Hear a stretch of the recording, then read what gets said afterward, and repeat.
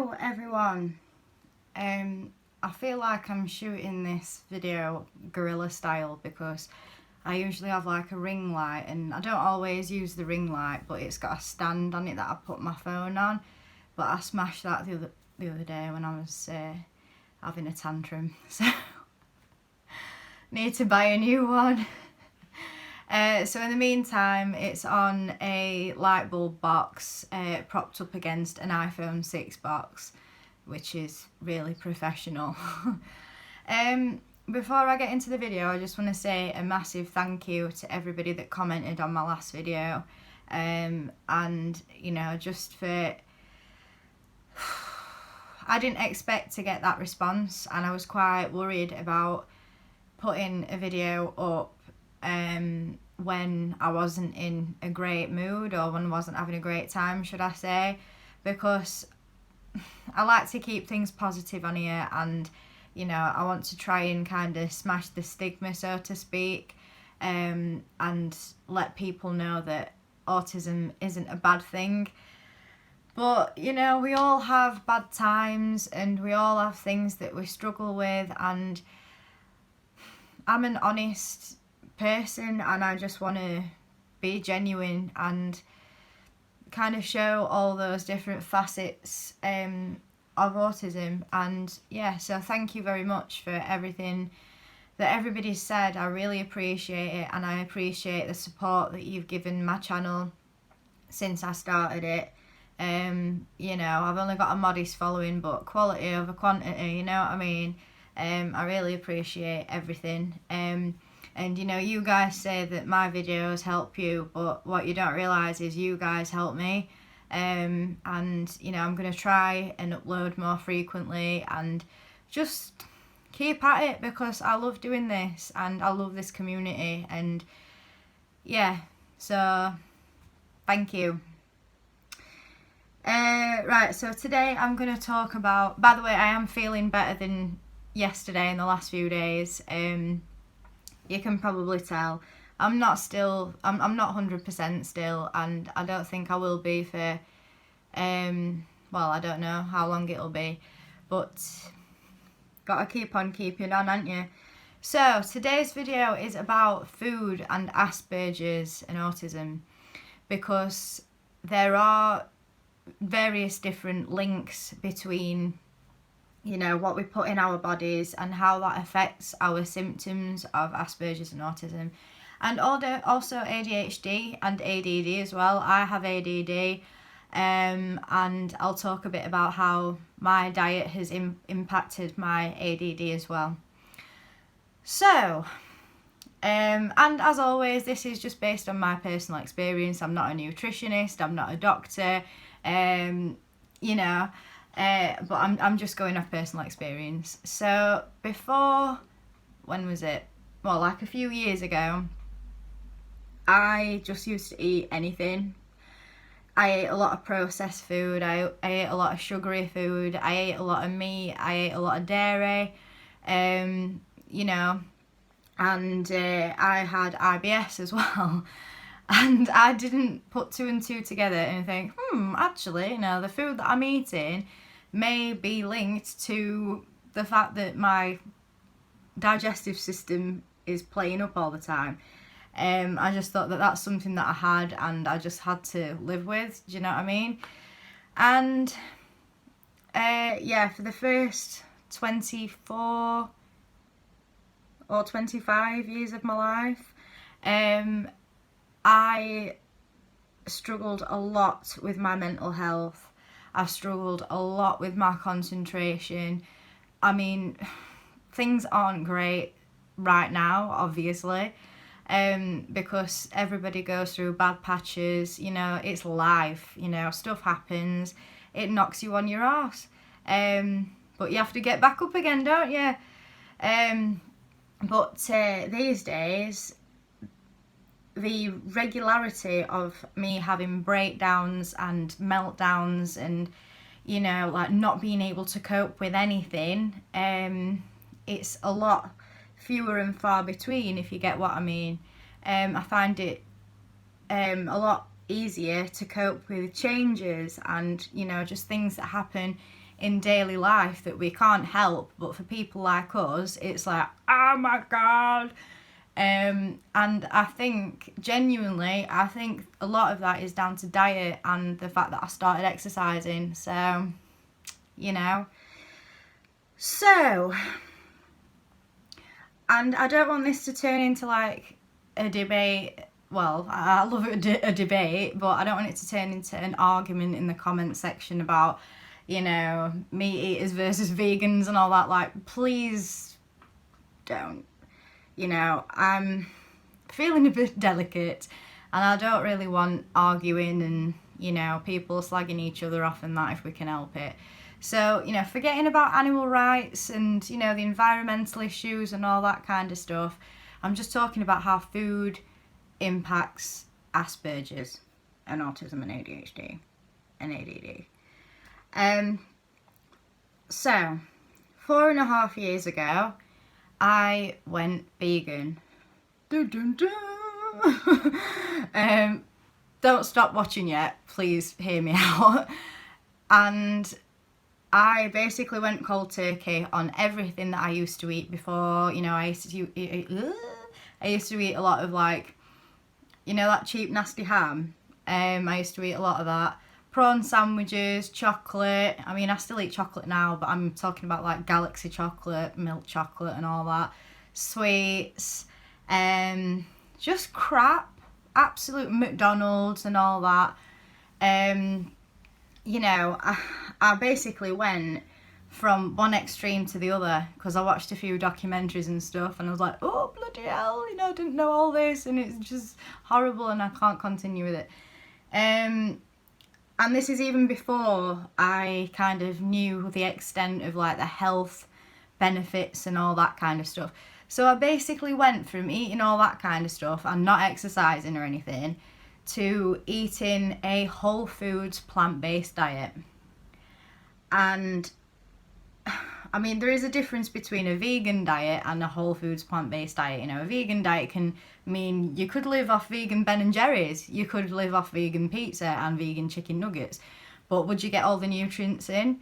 You know, would you feel the absolute benefits of a whole foods plant-based diet? No, you wouldn't. You'd miss out on a lot of nutrients and you'd probably be malnourished and have some deficiencies and stuff. But you know, it's all about a balanced diet, innit? And I eat vegan Ben & Jerry's and vegan pizza and vegan donuts and vegan nuggets and stuff, but I also eat a primarily whole foods plant-based diet. Now, back when I did all this, it was just all whole foods plant-based.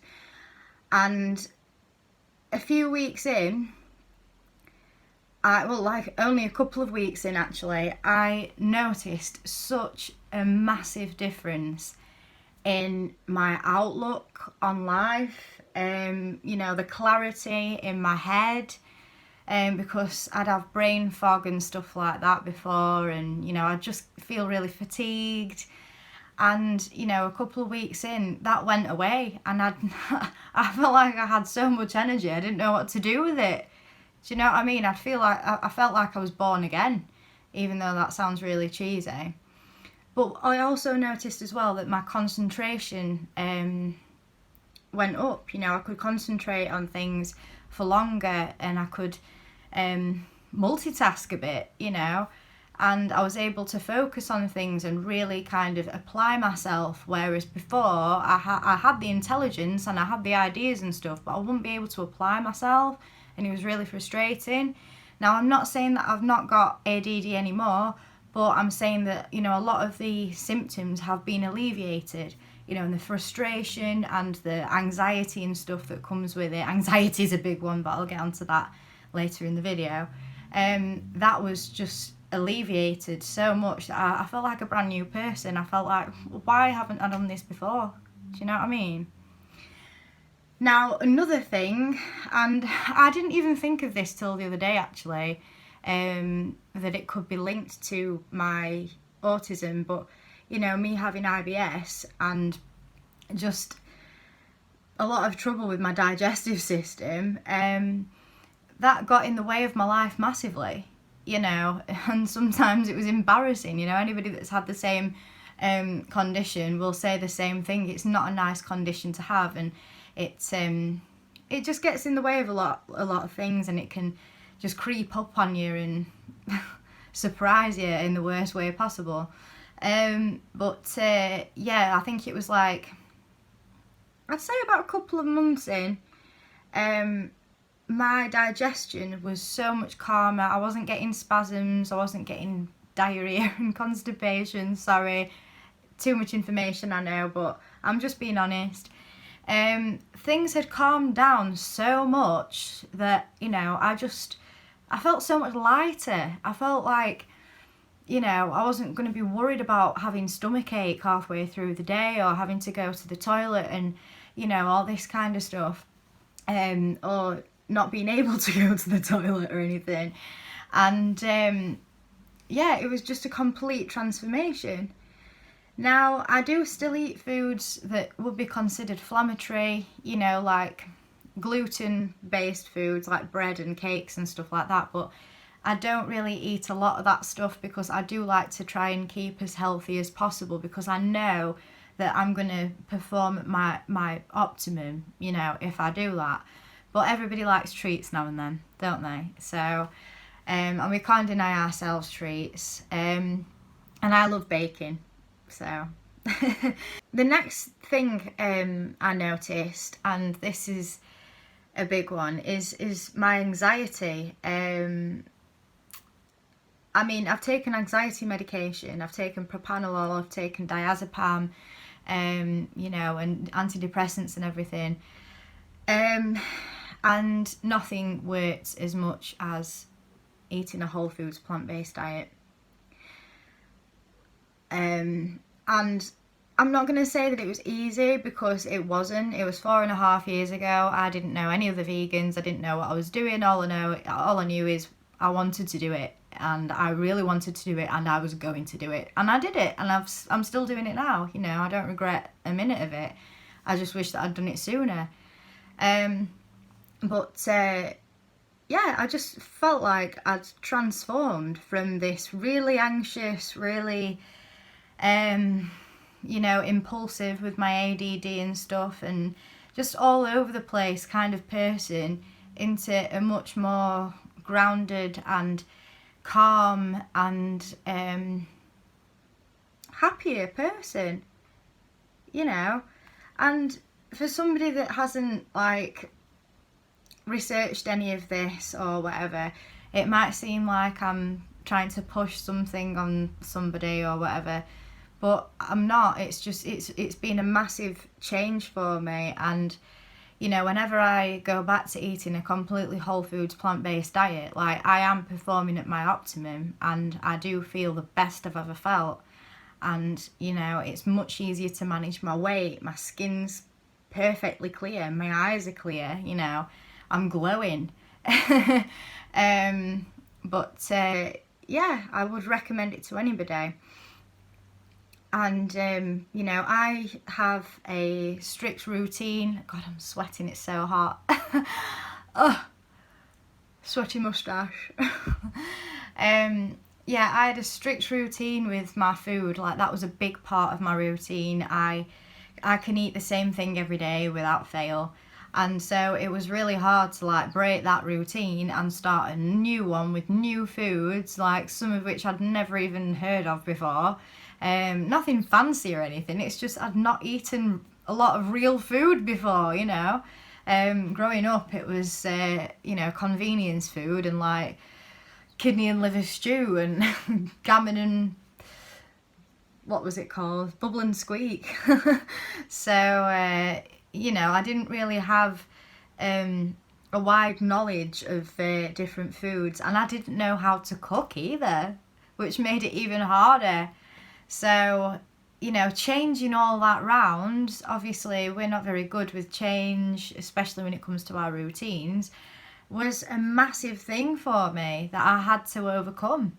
But I did it, you know, and I taught myself to cook in the process, which is something that I still absolutely love, and I love learning more and more about cooking and food and baking and everything.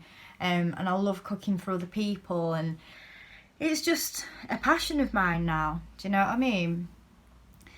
I had to change all my makeup and everything gradually, and chuck out my leather boots and stuff, but that's a side thing. I'm talking like plant-based diet, basically. The other thing I realised as well is how hard it is to digest animal proteins. Like, I can remember whenever I ate meat and dairy and stuff, it would just it felt like it anyway, it just gets stuck in my gut for days, and it just made me feel really sluggish and horrible, and and really uncomfortable as well, especially with the IBS. I was eating a lot of dairy, which was flaring it up. I don't know, maybe I was lactose intolerant as well, but I don't know. I'm just not a baby cow, so I shouldn't be drinking milk anyway. Like going on to plant-based proteins, which are just as good, it made all the difference. As I said before, things were a lot calmer, and I still felt nourished, and I was nourished. I was probably more nourished than I was when I was eating meat and dairy and processed foods and stuff.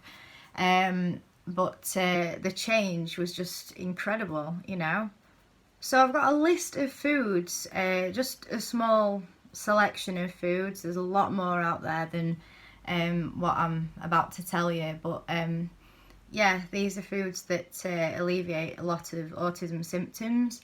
So for anxiety, some manganese-rich foods that alleviate anxiety are pinto beans and other types of beans, nuts, kale, spinach, sweet potato, butternut squash, hemp seeds and roast pumpkin seeds.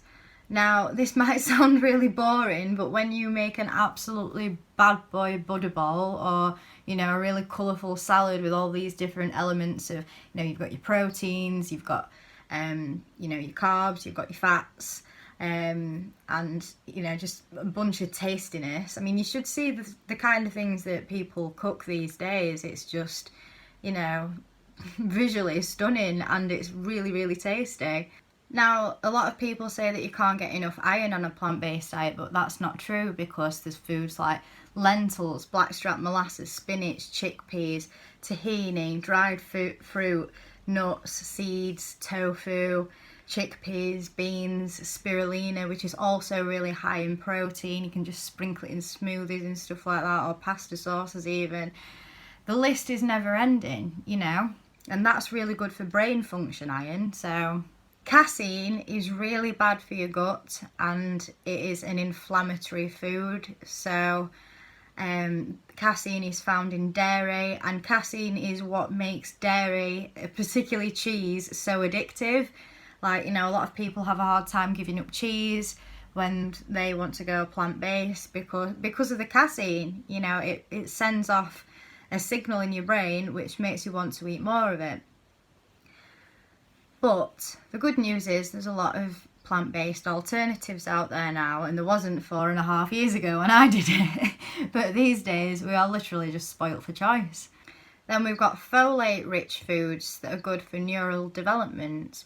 So avocados, asparagus, citrus fruits, lentils, beans, peas, lentils. Oh, I've already said lentils. Okra, seeds and nuts, cruciferous vegetables, so they're your dark leafy greens. Beets, I love beetroot. Celery, I hate celery. Carrots and butternut squash. Butternut squash is one of my favourite things ever. I like to dice it up in cubes with the skin on and everything. Chuck it in the oven with a bit of olive oil on it, roast it up. Beautiful, nice and sweet. Now, there's a lot of different types of foods that can help with autism symptoms, but I'll not go on forever. But also, you want to be avoiding GMO foods, highly processed foods, high sugar foods, anything that has to have an advertisement for it, basically. Just try and keep it as natural and, just as close to its natural origin as possible. And I can guarantee you will feel absolutely fantastic. Okay, so I won't overwhelm you anymore. I know that's a lot of information, but I just wanted to do this video because diet has helped my condition or conditions so much, and I've felt so many benefits from it physically and mentally.